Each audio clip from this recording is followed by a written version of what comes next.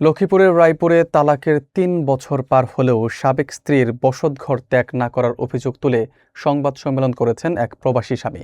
তিনি দাবি করেছেন, এতে পরিবার চরম নিরাপত্তাহীনতায় ভুগছে এবং তিনি নিজ বাড়িতে ফিরতে পারছেন না। বিষয়টি নিয়ে এলাকায় আলোচনা ও উদ্বেগ তৈরি হয়েছে। বিস্তারিত দেখুন হাসান আহমেদ ভূঁইয়ার তথ্যচিত্রে। লক্ষ্মীপুরের রায়পুর উপজেলার দক্ষিণ কেরুয়া গ্রামের আলী আকবর পাটোয়ারি বাড়িকে ঘিরে একটি পারিবারিক বিরোধ নিয়ে চাঞ্চল্য সৃষ্টি হয়েছে। অভিযোগ অনুযায়ী তালাকপ্রাপ্ত এক নারী দীর্ঘ ৩ বছর ধরে সাবেক স্বামীর বসতঘরে অবস্থান করছেন। এ ঘটনায় প্রবাসী স্বামী মোহাম্মদ রোমান গত ২৮ ডিসেম্বর নিজ বাড়িতে সংবাদ সম্মেলন করে বিভিন্ন অভিযোগ তুলে ধরেন। তিনি জানান, প্রায় ২৪ বছর আগে রেহানা বেগমের সঙ্গে তার বিয়ে হয় এবং দীর্ঘদিন সংসার করার পর জীবিকার তাগিদে তিনি প্রবাসে যান। প্রবাসকালীন সময়ে উপার্জিত অর্থ স্ত্রীর নামে পাঠানো হলেও পরবর্তীতে পারিবারিক ও আর্থিক জটিলতা সৃষ্টি হয় বলে তিনি দাবি করেন। তার ভাষ্যমতে ২০২৩ সালের ১০ জানুয়ারি আদালতের মাধ্যমে তালাক প্রদান করা হয় এবং পরবর্তীতে দেনমোহর বুঝিয়ে নিতে লিগ্যাল নোটিশ পাঠানো হলেও তা গ্রহণ করা হয়নি। তিনি আরও অভিযোগ করেন, বিষয়টি থানায় ও লিগ্যাল এইড আদালতে গড়ালেও এখনও সুরাহা হয়নি এবং এতে তার পরিবার ভয়ভীতির মধ্যে রয়েছে। স্থানীয় কয়েকজন প্রতিবেশী সামাজিক ও ধর্মীয় দৃষ্টিকোণ থেকে বিষয়টি অনাকাঙ্ক্ষিত বলে মত দিয়েছেন।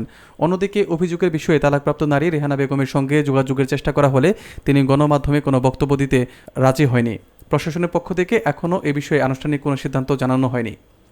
দেশে আসার পরে এই মহিলা তো বিভিন্ন লোক আমার কাছে আসতো বহিরাল্লাই, দেখ আমি আর অনেকের টাকা পয়সা দিলাম, দেওয়ার পরে সবাই আমার বলতেছে কি তারা আখের একটা সাজ দাও, তোমার 2টা বাচ্চা আছে, বাচ্চা দিয়ে একটা সাজ দাও, দেখো ঠিক হবে।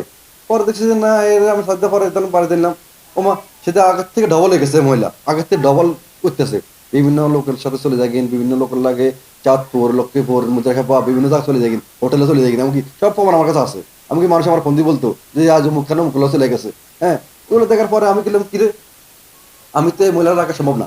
যে আমার মা সবাই আমরা পুরুষ মানুষ, আমরা রোডে চলি, সে তো মানুষ আমার একটা কথা বলে একটা পরিবার বিভিন্ন লোকগুলো থাকে আর রাস্তায় হাঁটা চলতে করতে হবে।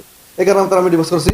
ডিভোর্স করার পরে এরা আমি নোটিশ করলাম যে হে কি পাইব কমেন্টে কাটার জন্য হে আসে না। হে আমার বিভিন্ন লোক দিয়ে হুমকি ধমকি দিতেছে, আমার ধরবে, আমাকে মারবে, এমনকি আমার কন্ট্যাক্ট করছে আমার সাথে। আগেরও মনের ভরে ডুবে দিছে, ডিফিউজ করে দিছে।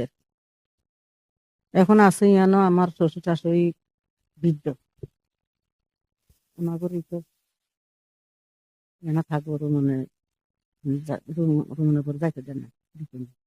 রুমনে বলতেছে আমি বয়ে দিছি যে জায়গা থেকে আমার মা রাখে কিনা, আমার স্ত্রী আমি রাখি না, একে একে 3বার দিছে, কাগজপত্র সব ডকুমেন্ট আছে ওনার কাছেও আছে, এগুলোর কাছেও অঞ্জুর খুব আছে আর কি। হে হাই হে গালাগালি তুলা তুলি বাড়ি সব তো বত্ত করে ফেলেছে সব মাথা মানে মনে করেন যেন পুরা বাড়ি গালাগালি তুলা তুলি তো করে থামাইতাম যেতে যাইবে সেটারও আর উল্টা সিদ্ধা দিতে অকমানি কত অকমানি কাছে আঙ্গুরে হাঙ্গা বিয়া হইতে রায় না পাবে। এখন এই কিছুদিন এই কালকানি না গত পরশুদিন অনেক আমার মেয়ে কাকা আপনার জবানের কারণে শোয়ার কারণে তো আজকে আপনার কাকাই অবস্থা করছে। ওই মাগি দেখি তো কাকার কাছে তিনি আইসে মানে বহুত মেশারা কথা কইছে। আরে ইয়ার আমার মায়ের আমি আবার এখানে আমি আইছি এমনি দিন আইসি আরে দেখি কি আমার মায়ের ওখানে ধরি বসছে, আমি এখান থেকে সেখানে গেছি তোর মায়ের দুচ্ছ তুললে এটা করানোর লাগে ইয়ার আরে মাগি এক কথা কামলা বাঁশ লইছে, আমি ইট লইছি মানে হেও আমারও দেয় নাই আমিও হের দেই নাই। হে কিন্তু বাঁশ লইছে ঠিকই কিন্তু হে আমার দেয় না, আমি ইট লইছি, আমি লই না মানে আমার মেয়ে লইছে, আমার আবার ঘুষি উঠাইছে। আইজান কইছে আমার মেয়ের দোষ তিলে কারণে মাইয়ারা তিন আমার ঘুষি উঠাইছে, তারপরও আমি কিছু লই না, আমি আমার মেয়ে যাই ইট লইছে, আমার মারে দোষ তিলে কথা কই।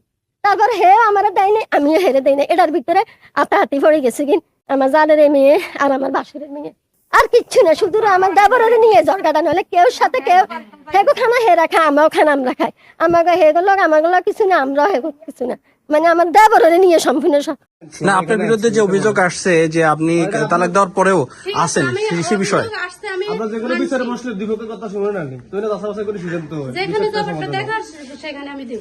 এখন আমরা তো মিডিয়া হিসেবে আসছে, আপনি তো আমাদের কাছে অভিযোগ আপনারা যারা পাঠাইছে অভিযোগ দেওয়া হয়েছে, পাঠান আমাদের অভিযোগের ভিত্তিতে